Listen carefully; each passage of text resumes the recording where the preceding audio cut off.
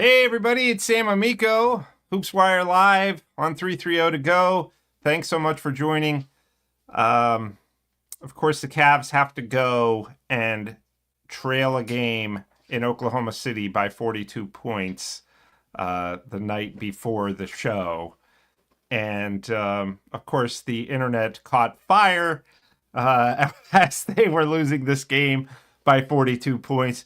Just, look, an embarrassing night for the Cavs.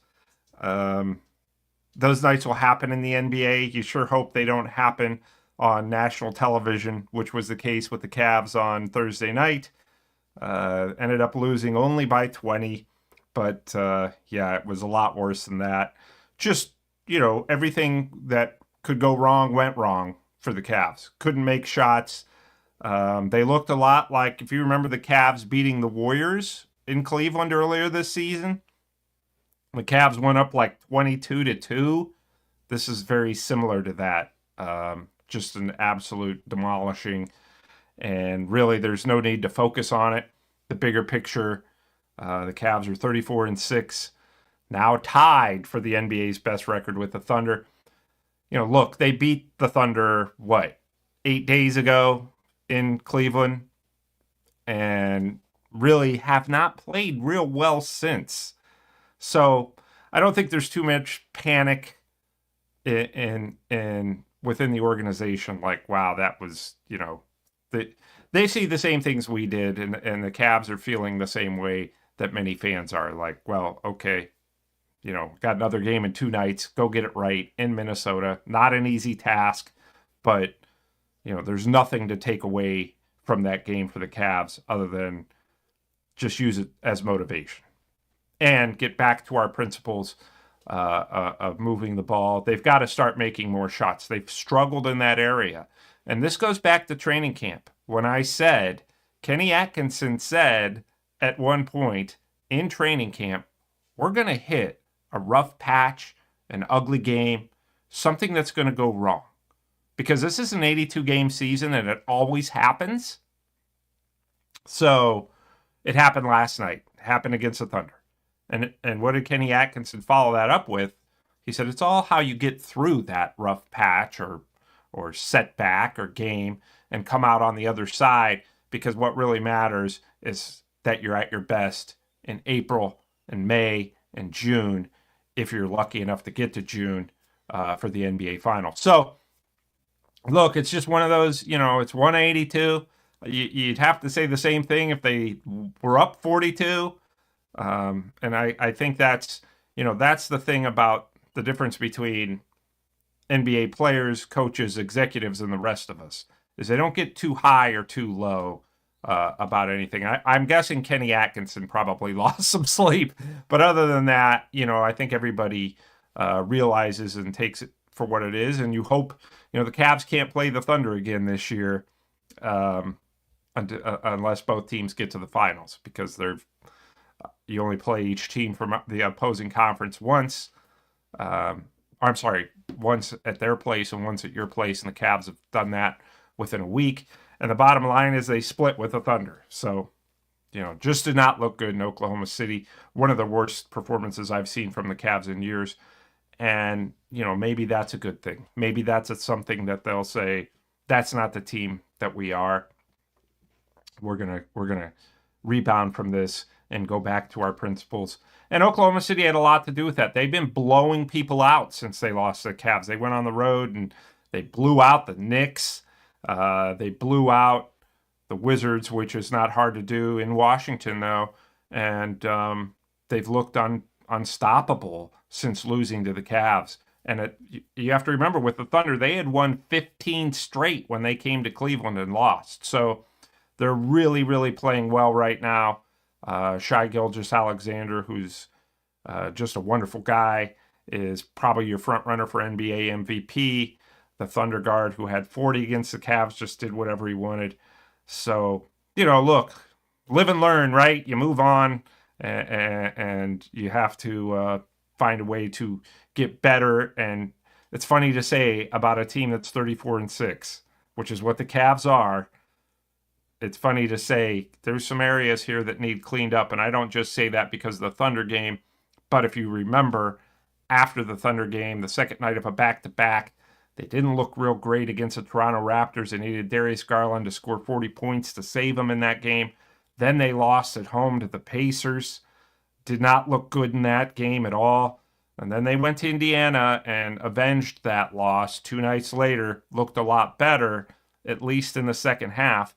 But if you think about that game, they're, 4 games since they beat the Thunder? They're 2-2 and have had, some signs where it's like, well, they need to get some of this stuff cleaned up and get back to moving the basketball better and making shots, which they were doing at a great clip, during these the Cavs have had a 15-game winning streak to start the season, and then later a 12-game winning streak before losing to Indiana. So, there's no need to even worry right now. But you've got to get some things cleaned up. This has not been an impressive stretch for them when we've seen the team that they can be. So, that said, you got Minnesota Saturday night, then you come home Monday if you're the Cavs, and you play 3:30 matinee game on Martin Luther King Day before the Ohio State National Championship game against Notre Dame. So they've got a couple busy days here coming up, the Cavs, and there's time to get things corrected. I'm sure they're having a walk-through practice today. They'll have a shoot around tomorrow and walk through things. Really, they need to, they know this. We got to start getting Donovan Mitchell going. He's had a really tough January. Darius Garland has been brilliant, just brilliant.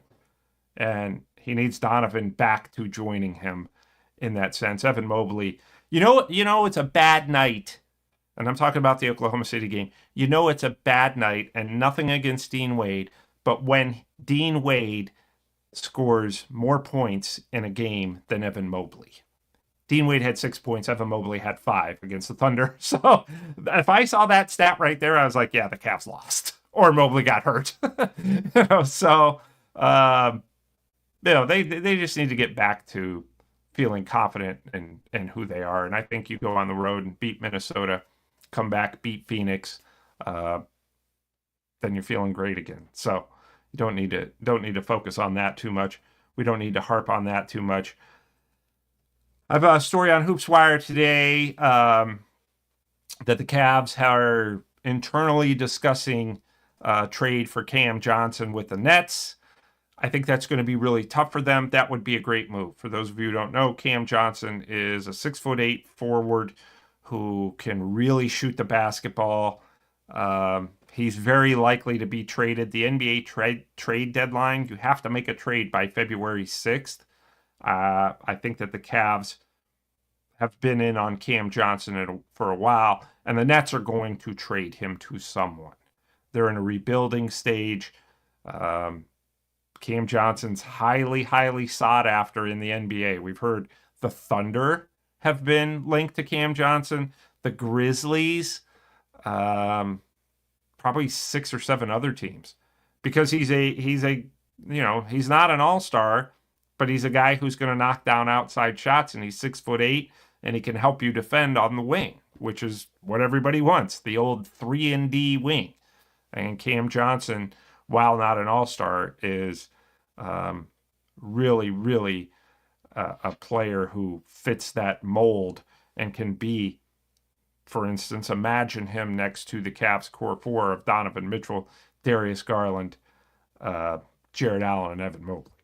They'd be unstoppable, But the Cavs have the desire to give up the pieces that it would take to get him. The Nets are looking for first-round picks for Cam Johnson. The Cavs don't have any available to trade until 2031. I don't think Brooklyn is going to be that, willing to wait on a draft pick. So I think the Cavs do have interest, but I'll be honest, I think it's going to be extremely difficult and probably unlikely for them to be able to get Cam Johnson. And I say that because other teams will be able to offer the Nets probably more in terms of draft picks and maybe young players. Cavs aren't giving up on any of their young players.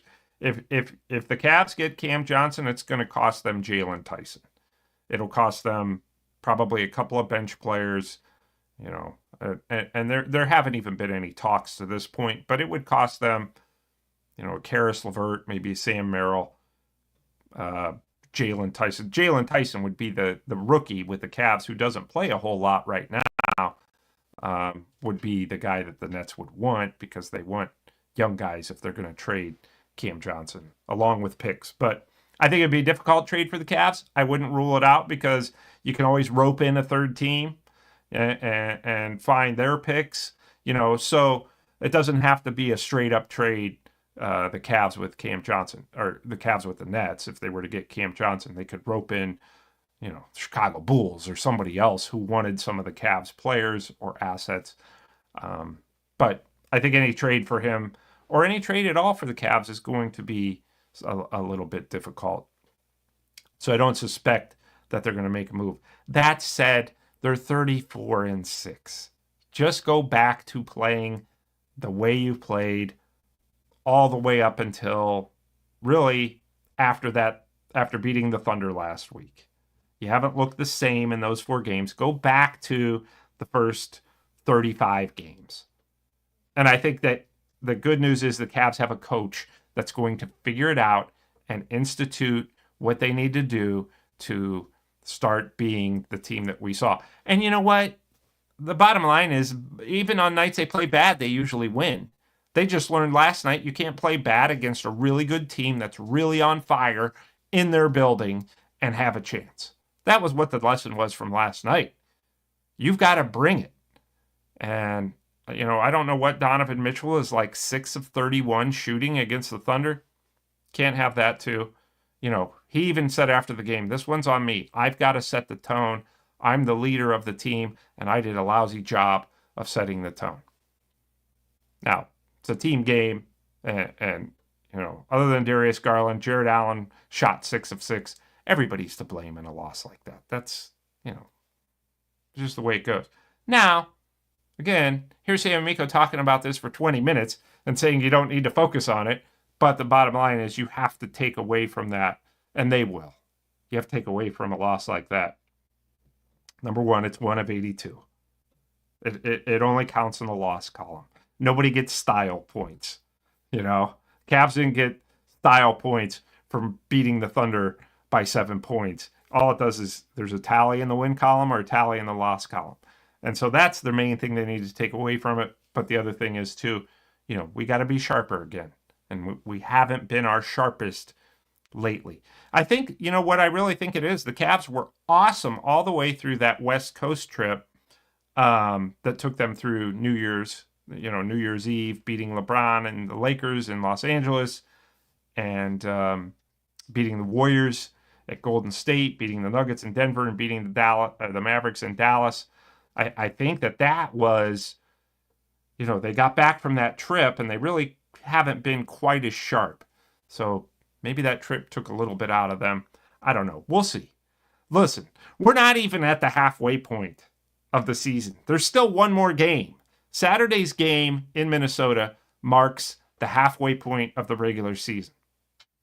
Then you've got, so imagine that. All these games that the Cavs have played, after Saturday, they got to do it all again. So there's a long time left in this season. And then you've got to have the playoffs, right? The playoffs are a season unto themselves. So this is a long way to go. Nobody will remember this loss, I would say, even in a week. Forget about April. Nobody will remember this. It's just, it's fresh on our minds right now because it was ugly. It was a basketball massacre. So with that in mind, John Sable, my good friend from WJW, is texting me during the show. So he probably has something he would like to add, but I'm going to ignore him. And we'll get back with him next week. Thank you, Mike, for the nice comment. I think that, I've been doing this so long. I've seen a lot of these kind of wins and losses. listen, they beat hey, let me start here. The Oklahoma City Thunder went through this same thing earlier this season, right? They played the NBA Cup title game against the Milwaukee Bucks and got blown out of the gym. Did they let that determine who they were going to be the rest of the season? No. Everybody forgets about that loss. Getting blown out of the gym, the Thunder. And you know what? Like I said, you just forget about it, you move on, and you become the team that you said you were. And if anything, you use it as motivation. And I can guarantee you the Cavs are using this as motivation because they went on national TV and got their clocks cleaned. And now the narrative is suddenly, fraud or whatever. I'm sure that they're very excited to prove that they're the team everybody thinks they are. So anyway, that in mind, there's obviously all-star voting has been going on. The latest results came out. Jared Allen was finally in the top 10 of front court players. He was 10th. But look, I think that the Cavs should have Darius Garland, Donovan Mitchell. Those two guys are in for sure. I think Evan Mobley's in for sure. The only question about that is Jared Allen getting into the game. He should, but you have to go around and think about who else is available. Paulo Banchero, I heard them talking, Charles Barkley and Shaq saying this on Inside the NBA after the game, that the Magic player just hasn't played enough. He's their center. He's an outstanding player, but he's been injured most of the year. I think that Banchero not going because of this injury is going to open the door for Jared Allen. Not that anybody really cares about the All-Star game. It's so bad, but I think that there's something that the players do really care about when it comes to being an All-Star, getting that honor, getting that recognition. As for the actual game, obviously we've seen that they don't really care about that, and the NBA is taking steps to fix that. A couple other headlines I had on Hoops Wire that I wanted to address. How about Maverick Carter from the 330 to go? He's LeBron's business manager, St. Vincent St. Mary graduate, helping these, I guess they're billionaires. Well, it's $5 billion. They're trying to raise $5 billion or put $5 billion towards a league that would compete with the NBA. Now, that's going to be extremely, extremely hard to do. In the 70s, 60s, and 70s, the old American Basketball Association tried that. But I think it would be interesting to see, and LeBron has nothing to do with this. He's not involved yet. But the fact that these guys want to start a league that would rival the NBA, kind of like the XFL. I think it's the UFL now. Or maybe it's the UFO. I don't know. But there's a rival, and that league, that football league, does not compete at the same time as the NFL. So I think that's a very interesting story to follow, to see if this other league is able to be launched and what the news is on that coming up. As far as the Cavs go, I went over their schedule with at Minnesota. The Timberwolves went to the Western Conference Finals last year. Anthony Edwards is a problem for everybody. Their shooting guard. Cavs are going to have to be very aware of what's going on with him. And, you've got to find a way to get back to your principles. And mostly, you got to make shots. The Cavs are getting good shots. They've got to knock them down. Darius Garland's been doing it. Donovan Mitchell's got to start doing it. He's in a little slump. The problem is it seems like a lot of Cavs have hit a slump at the same time, and it's hard to get that corrected on the road. I thought the best thing about the loss to the Thunder, the only one good thing, is Sam Merrill came in and looked so much more confident shooting the basketball. I think he was 3 of 5 on threes. So I could just see he's got more arc on his shot. And I'm just like, okay, if Sam Merrill can get things corrected, then you may have to play him over a Karis LeVert or a Max Strus, although Strus has been playing pretty well. So they've got to collectively, get their shots down again because they're getting good looks. I think they lost or missed 8 or 9 in a row against the Thunder that were pretty wide open. Kenny Atkinson and the coaching staff is getting these guys open looks. Beginning of the year, when they won 15 straight, they were knocking those down. They've got to knock them down again. That means getting your feet. They know this, But as a shooter, sometimes, you got to get your feet set, your shoulders square. That's 90% of the battle. When you start making shots, that's when you start getting out of your good habits because you're thinking it's going to go in no matter what. And I think that they're, that's going to be a big part of what they're doing, getting back to their shooting principles because they're getting open looks, and they knocked them down on the road trip against, and I think they would have been in that game yesterday had they not gone on a 0 for 9 wide open shooting slump yesterday in the first quarter. I mean, the only person who was making shots, and I don't think Darius Garland scored in the first quarter, but he was the only person making shots, and Jared Allen. But, look, Jared Allen's not going to carry your offense. He's going to be a great plan B, second option on nights that he's really hot. So they just need to get back to their quote-unquote shooting principles and find a way. There's really not a whole lot more to say than that. I think that everybody can't wait, at least if you're a Cavs fan, until they play again. You just want to wipe the slate clean and get another game, and hopefully, for their sake, go in and beat Minnesota. And Minnesota's no joke, even though they're struggling. They've been rocky up and down this year. Julius Randle, Dante DiVincenzo, who got traded from the Knicks, who has seemed like he hasn't wanted to be in Minnesota all year. Rudy Gobert, obviously a defensive force for the Timberwolves. So, it's not going to be an easy game. Never would be in Minnesota, especially if they start to get their act together. So, the Cavs just have to. It'd be a nice lift for them to go in there and get a win, and certainly get a win against Kevin Durant and the Phoenix Suns on Monday matinee 3:30 in Cleveland. And yours truly will be at that game. And I will be rushing to write my story. It may not read very well, and I don't know that anybody's going to read it anyway, because by the time I get it published, the Ohio State game, national championship game against Notre Dame, will be about ready to kick off. But I do know some people who don't care about the college football national championship game. And we should not talk to those people. Because if you don't root for Ohio State or Notre Dame, I saw, okay, so yesterday I did the Full Court Cleveland show, right? We taped that on Thursdays with Rafa Hernandez-Brito, and Booby Gibson was in town to tape the show with us.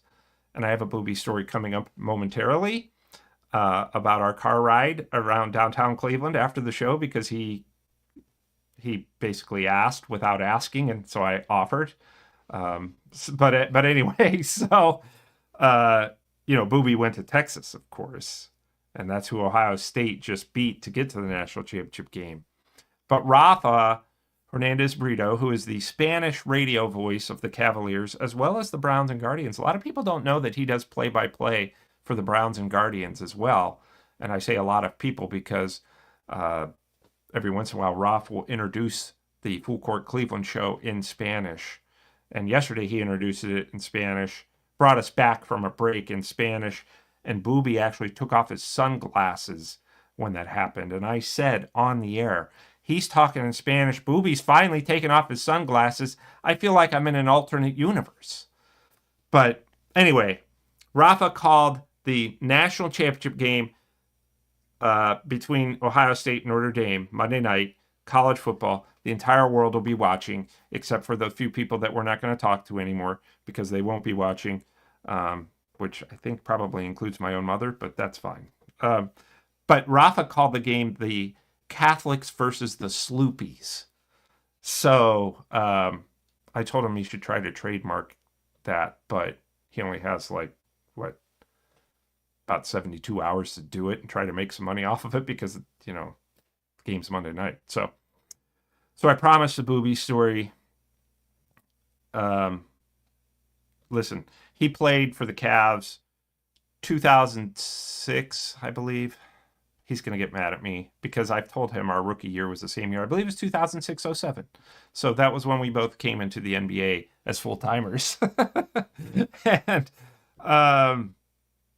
he played for 8 years for the Cavs, went to their first, was a big part of the reason they were able to get to their first finals appearance as a franchise in 2007 when he went into Detroit. LeBron had that monster game, but Booby Gibson was just hitting three after three after three, and it was a huge reason the Cavs were able to beat those powerful Pistons in the Eastern Conference Finals and get to the NBA Finals for the first time ever in franchise history. That was 2007 season, where, of course, they were swept by the Spurs. So anyway, we do the show. My youngest son has been bugging me incessantly. I walked into a sports card shop probably about 3 weeks ago, and the guy there, because, of the Full Court Cleveland being on the same channel as the Cavs, a lot of times people will watch the Cavs and the show will come on after, which I've mentioned before. But anyway, when I went in the sports card shop, the gentleman who ran the sports card shop said, "You look really familiar." And I said, "Oh, well, that's probably because there's nobody else in, Summit County who's as handsome as I am. So you recognized me right away in the grocery store." And he said, "No, that's not it." And then he came back later and he said, You're on that show with Booby Gibson." And I said, yeah, actually he's on that show with me, but whatever, spin it however you'd like.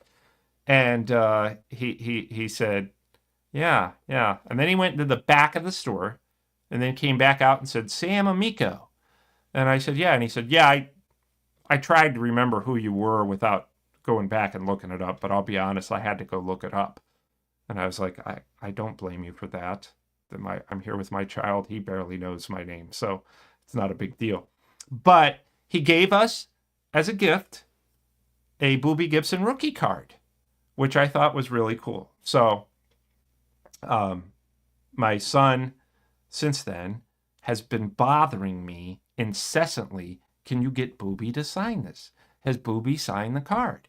And it's been going on for weeks. Well, look, Booby was home for the holidays and with his family and all that. So there was a big stretch after we got this card where he wasn't around to do the show or any of that. So he finally was here yesterday. I got him to sign the card. I got a picture of him signing the card. I got a picture of the card, and I sent it to my son so he could see it on his way home from school.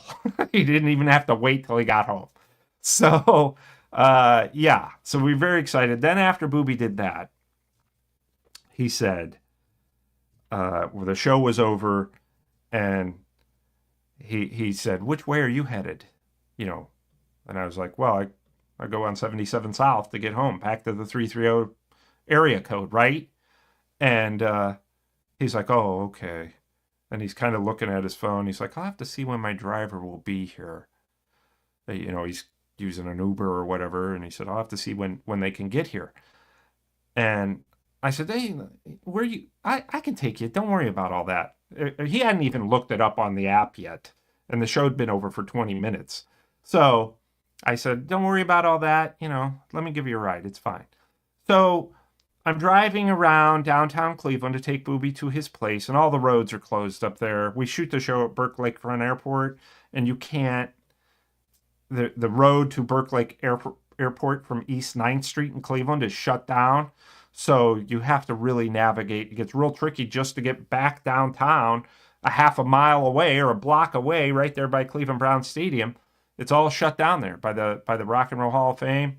Parking's a nightmare, all that stuff. So it ended up being like 20 minutes in my vehicle with Booby, and it was a wonderful experience. And doing the show with him is a wonderful experience. But he told me, and I didn't realize this.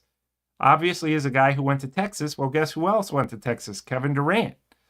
And Booby was talking about how when he was there, they were talking about, he was part of the kind of recruitment of Kevin Durant. I think Booby Gibson's a year older than Kevin Durant.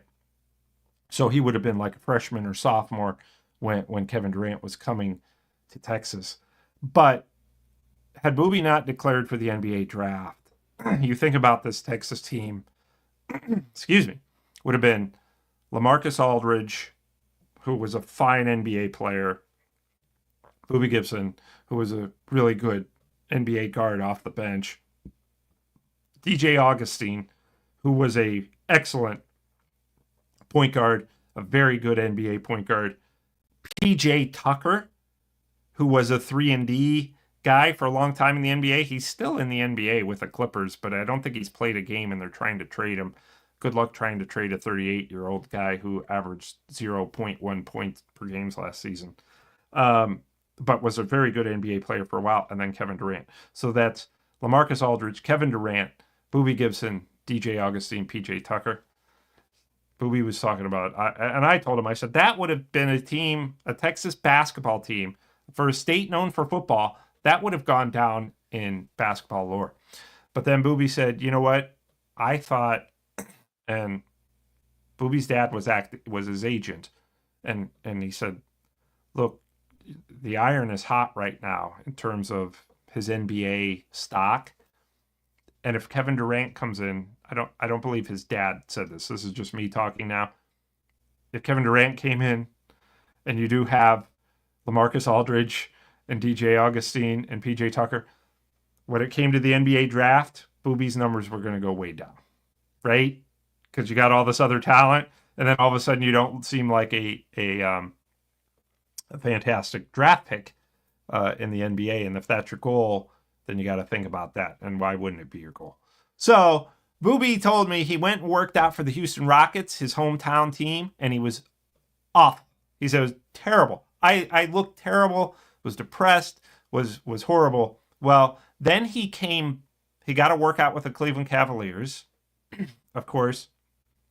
And he said LeBron had been out on some kind of trip with Team USA, whether it was the World Cup or FIBA, and he got back just in time for Booby's workout. Now, that he wasn't coming back for that reason, but he was in the gym when Booby Gibson came to work out for the Cavs, and he said he was stretching and under one of the baskets while Booby was working out. And everybody, I remember at the time, because I first started covering the Cavs, everybody at the time said, this kid from Texas just killed his workout with the Cavs, and they really like him. The Cavs had the number 21 pick that year as well, and I'm trying to remember who they drafted. It was Shannon Brown, for those of you who remember him. He was their pick at 21. Booby went at number 42 to the Cavs, and when he was working out there, he told me that LeBron said, boy, this guy's something else. We need to keep an eye on him. He said he was so glad that nobody really saw his workout in Houston, or he may not have gotten drafted at all. But his Cavs workout, he bounced back. So that's when the Cavs kind of said, look, if you're around when we're drafting, probably in the second round, if you're still there, we're going to take you. So if you want to enter the NBA, we'll guarantee you that somebody's going to draft you, because it'll be us. And sure enough, Booby dropped to number 42 and got drafted, and the rest is history. And now we're on a show together. Yesterday, I was driving him around in the truck. I didn't really get a word in edgewise, but hey, and that's why he makes such good TV, because he and I both love to talk. And I can't say anything badly about him, because here I do this almost every week. I sit here and talk for 40 minutes straight without interruption, and I guarantee you this show could go 2 hours if they let me. But so I'm not making fun of Booby, but I stopped and thought, this is really cool. Even though I'm like 20 years older than him, I thought this is cool. First of all, Booby has probably heard about my driving, and he was confident enough to get into my truck anyway. And secondly, it's like, how often, and it's not just Booby Gibson. I go on the Mark Price podcast. I help Austin Carr set up social media, which so you guys can all blame me. And, Campy Russell is a great friend. And every once in a while, I just stop and think about, look, that's a pretty cool thing to have these guys as your buddies and to have them sometimes even rely on you, probably mistakenly so. So that's not any sort of bragging. It just goes to show you the cool things that can come with my job, which I hope to do well on Hoops Wire every week. Well, in the case of Hoops Wire, every day, right? Because I'm sure that you're all waiting. You're sitting there waiting for when is Amico going to stop talking and update the website. We do have the story on Cam Johnson on there. We have the story on LeBron's comments about the Cavs saying they've, and that was like a curse. LeBron said, the Cavs are amazing. They're excellent. They're great. They're fun to watch. Couldn't be happier for them. And then the very next day they go and trail Oklahoma City by 42 points. But I wrote about that. I have a video about that from Full Court Cleveland. We have Donovan Mitchell's reaction and the coach's reaction and everybody's reaction to the loss of Thunder and all kinds of stuff on there. So I'm acting like none of you have phones and that you can't just call up hoopswire.com on your own. You need me to tell you what's on there. Anyway, it's been, look, if you're the Cavs, you just got to kind of, let's go to Minnesota, make our shots, play better defense, be physical, not be softer, and show the world that we are the team that's 34-6. Because they are. That's who they are. You are what your record says. You're not what your last game says. So if you lose 6 in a row, nobody wants the Cavs to do that. But if they were to lose 6 in a row, they'd still probably be in the lead over Boston in the Eastern Conference standings. So I'm losing my voice here. Steve from 330 to go was wicked enough to give me a cup with Browns logo on it. But this coffee is free and worth every penny. So on that note, since I can barely talk anymore because I talked for probably 48 straight hours, including in my sleep. My kids will tell you, yeah, you don't even shut up when you're sleeping. Anyway, we will end the show right here. Thanks so much for joining.